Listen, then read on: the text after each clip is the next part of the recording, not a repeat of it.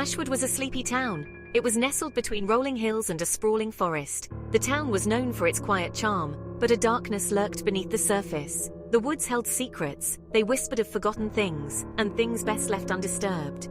The townsfolk often spoke of strange occurrences. They told tales of eerie sounds, they whispered of fleeting shadows. Few dared to venture into the woods at night.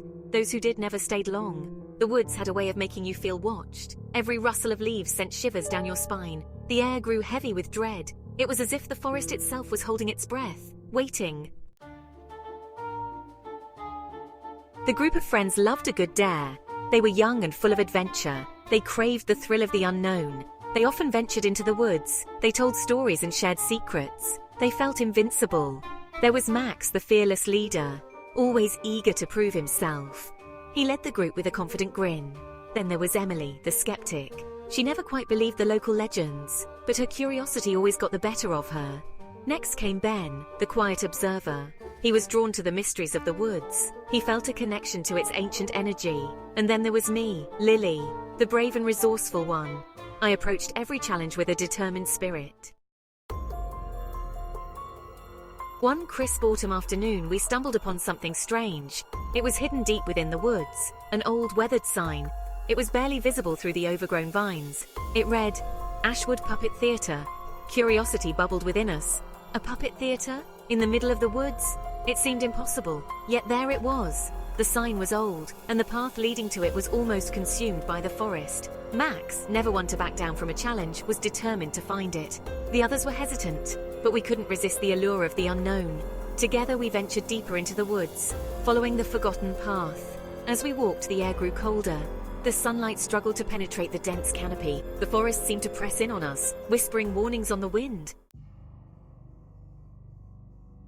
We found the theatre nestled in a clearing. It was a dilapidated wooden structure, its paint peeled and faded. The windows were boarded up. An unsettling silence hung in the air. As we approached, we felt a chill run down our spines. The silence was broken only by the sound of our own breathing. The air grew thick with a sense of dread. It was as if we were being watched. Max, ever the brave one, pushed open the creaking door. The hinges groaned in protest. Dust swirled in the faint rays of sunlight that pierced through the gaps in the boarded-up windows. The air inside was stale and heavy. The scent of decay lingered. We stepped inside, our eyes slowly adjusting to the gloom. The theatre was small and cramped. Rows of dusty seats faced a stage covered in cobwebs. At the back of the stage we saw it, a magnificent puppet theatre. Its intricate carvings seemed to writhe in the shadows. Section 5. The show begins. The puppet theatre was a masterpiece of craftsmanship. Its dark wood gleamed faintly in the gloom. Strange and unsettling figures adorned its frame. Their eyes seemed to follow the teenagers' every move. Drawn to its eerie beauty, they stepped closer. Their fingers traced the cold, smooth wood. As they did, they felt a strange energy, a tingle that ran up their arms. A feeling of unease settled in their stomachs.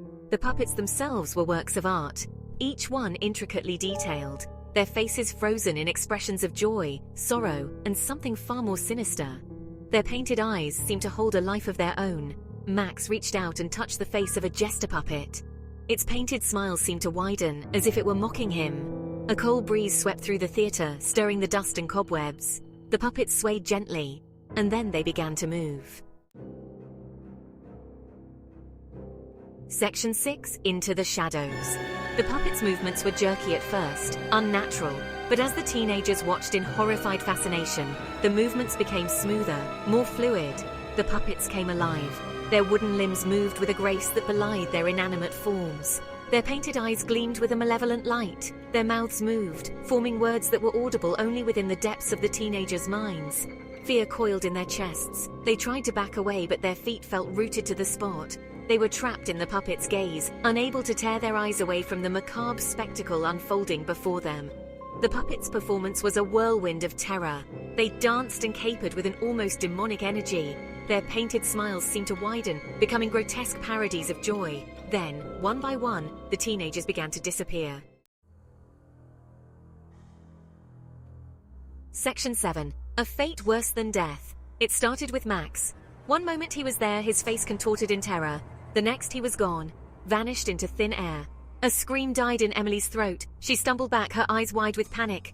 Ben was next. He reached out a hand as if to grab onto something, anything, but it was too late. He too was gone. The remaining teenagers were frozen in terror. They knew they had to escape. Lily grabbed Emily's hand. They turned to run, but the exit was gone. The door had vanished. They were trapped within the theater. The puppets continued their performance, their movements taking on a menacing quality. They were no longer puppets. They were something else, something dark and evil. They were the puppeteer's toys. S5 screams, then stumbles back. As the shadows deepened, a figure emerged from behind the curtain at the back of the stage. Tall and gaunt, he moved with an unnerving grace. His face was hidden in the shadows, but his eyes glowed with an eerie light. The puppeteer, the puppet master, the weaver of nightmares. I see you. I see your fears, your secrets. You cannot hide from me. He spoke, his voice a low, rasping whisper that seemed to slither into their minds. He spoke of their deepest fears, their darkest secrets. He toyed with them. His laughter echoed through the theater, cold and cruel. You will be mine. Your souls will be trapped in my puppets. Lily and Emily, my new puppets. Fear threatened to consume Lily, but she refused to give in. She had to save Emily. She had to escape. She scanned the theater, her eyes searching for any way out. The puppeteer's laughter echoed around her. Run, little girl. There is no escape. Her gaze fell on a small wooden box lying on the floor near the stage. It was ornately carved, just like the puppet theater. Hope flickered within her. Could the box hold the key to their escape? Lily knew she had to act fast. She pushed past her fear and made a dash for the box. The puppeteer's laughter turned into a hiss of anger. The puppets moved towards her, their wooden limbs clacking against the floor. Lily reached the box and snatched it up. She fumbled with the clasp, her fingers trembling.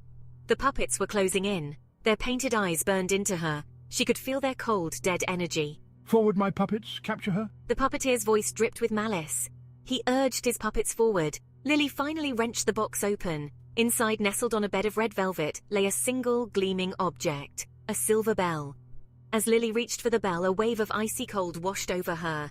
The air crackled with energy. The puppets froze, their wooden limbs locked in mid-stride. The puppeteer let out a roar of fury. Lily rang the bell. S1. No, you cannot. The sound of the bell was deafening. It echoed through the theater, through the woods, through the town of Ashwood itself. The air shimmered and distorted. The puppets trembled violently. Then, with a final ear-splitting shriek, they collapsed. The theater around Lily was dissolving. The walls, the ceiling, the floor all fading away into a swirling mist. She caught a glimpse of Emily. She was still there, but fading fast. Lily lunged towards her friend. Lily woke up. She was lying on the forest floor. The sun was setting, casting long shadows through the trees. Emily was beside her, her eyes slowly opening. They were both shaken, but they were alive. The puppet theater was gone, but the woods still held their secrets. And Lily knew deep down that the puppeteer was still out there, somewhere in the shadows, waiting.